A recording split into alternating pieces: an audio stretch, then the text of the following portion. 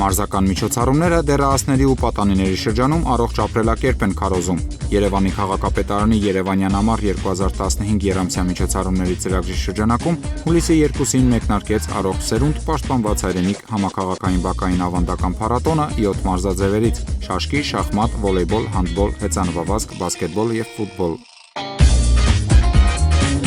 Փառատոնի նպատակներից մեկը Երևանյան ամառ ծրագրի գաղափարախոսությանը համահունչ մայրաքաղաքում ամառային արձակուրդներն անցկացնող երեխաների համար բազմաբովանդակ ու նաև մարզական առումով հագեցած հանգիստ ապահովելն է։ Կազմակերպիչները հնարավորին փորձել են թիմերում ընդգրկել տվյալ մարզաձևերում որոշակի փորձ չունեցող երեխաների, որպեսզի արդար մրցակցություն ծավալվի։ Ուշագրավ է, որ նման մրցաշարերում նույն թիմում կարող են հանդես գալ ինչպես տղաներ, այնպես էլ աղջիկներ։ Հուլիսի 2-ից 6-ը ընթանում էր փառատոնի Երևանի թռչող գնդակ խորհրդանշական անունը կրող վոլեյբոլի մրցաշարը, որի ընթացքին հետևում էին փառատոնի անմիջական պատասխանատու Երևանի քաղաքապետարանի սպորտի և երիտասարդության հարցերի բաժնի աշխատակիցները։ Մասնակցում են 12 վարչական շրջանների 12 թմեր,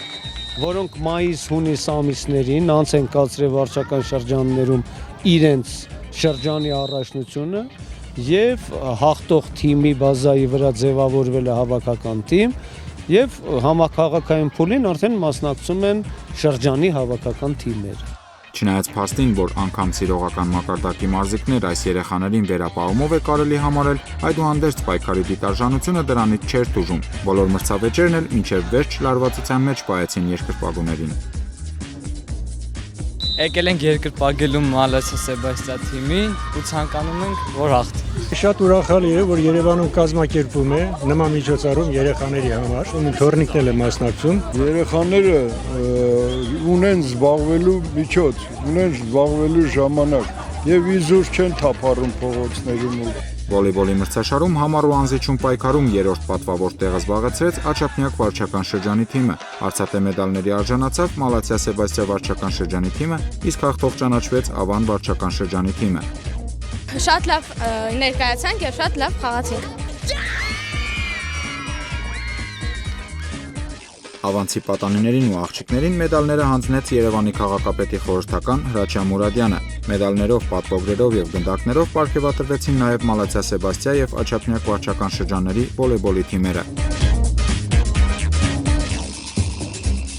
Արդեն հաջորդ օրը նույն փառատոնի շրջանակում մեկնարկեց բասկետբոլի Երևանի ոսկե զամբյուղ մրցաշարը։ Նույն սկզբունքով ստուգատեսում ուժերն էին չափում նախապես վարչական շրջաներում հաղթած թիմերի կորիզի վրա ձևավորված թիմերը։ Բասկետբոլի մրցաշարի առաջին օրվա առաջին 3 հանդիպումներում Աչափնյակը հաղթեց Նոր-Նորքին, Ավանն ու Բարաշենին, Դավթաշենն էլ Արաբկիրին։ Մարզական առանձնահատուկ ունակություններով աչքի ընկած երեխաները կընդգրկվեն մայրաքաղաքի մարզադպրոցներում, իսկ փառատոնում ընդհանուր հաշվարկով հաղթած վարչական շրջանի թիմը պարգևատրվի Երևանի քաղաքապետի փոխանցիկ գավաթով։